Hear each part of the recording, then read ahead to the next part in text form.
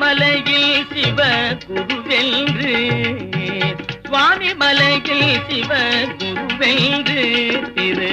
திரளை வாயினில் சூரனை வென்று தேமதுர மொழியாய்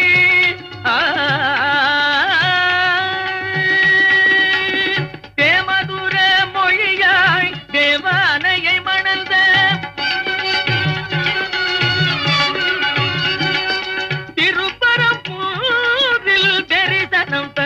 அந்த ஓராறு முகமும் ஈராறு கரமும் தீராத வினை தன்